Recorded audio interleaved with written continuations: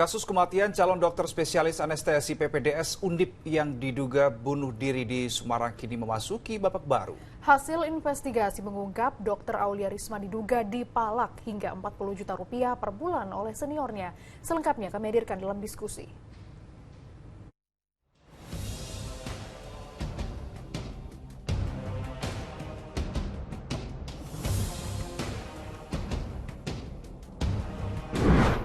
Masih ingat dengan kasus kematian mahasiswi PPDS Undip yang bunuh diri karena dugaan perundungan?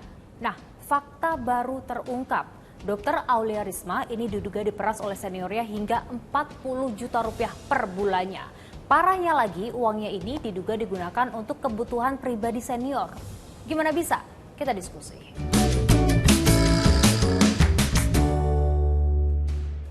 Babak baru kasus kematian mahasiswi PPDS Undip terungkap. Jubir Kemenkes membeberkan bahwa dalam proses investigasi, senior diduga meminta uang di luar biaya pendidikan resmi kepada almarhumah Risma. Nggak tanggung-tanggung, permintaan uangnya ini berkisar antara 20 juta sampai 40 juta rupiah per bulannya. Untuk apa uang-uang ini?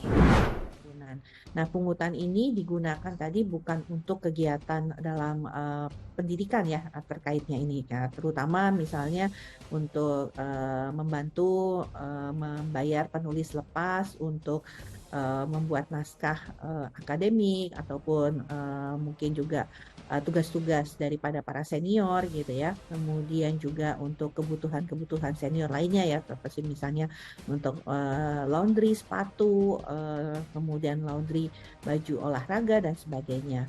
Nah, kita tahu pungutan ini pasti akan memberatkan almarhumah karena memang almarhumah sejak menempuh pendidikan menjadi peserta dokter spesialis itu tidak bekerja lagi ya, sehingga selain beban biaya pendidikan yang harus ditanggung, tapi juga ada beban-beban biaya non pendidikan yang tentunya akan sangat menyulitkan almarhumah. Dan Kemenkes tak segan memberikan sanksi kepada siapa saja yang terlibat, termasuk pengajar ataupun pengelola yang tahu kasus perundungan ini tapi memilih bungkam. Tentunya oknum tertentu ini akan kita kembalikan ya kepada institusi pendidikannya, yaitu Fakultas Kedokteran Undip, kemudian untuk tidak bisa melakukan praktek ataupun pembelajaran di wahana pendidikan Rumah Sakit Karyadi. Yang kedua, kalau kita lihat mungkin para tenaga pengajar ataupun juga para pengelola daripada wahana pendidikan ini yang sebenarnya sudah mengetahui adanya perundungan ini tapi tidak melakukan upaya-upaya pencegahan, tentunya kita akan lakukan penghentian jabatan yang saat ini ya, artinya jabatan yang terkait dalam sistem struktur yang ada di Rumah Sakit Karyadi, karena itu yang tentunya berada di bawah kewenangan daripada Kementerian Kesehatan. Dan kita juga bisa mengembalikan tenaga pengajar atau dosen yang memang terlibat dalam perundungan ini kembali kepada Fakultas Kedokterannya.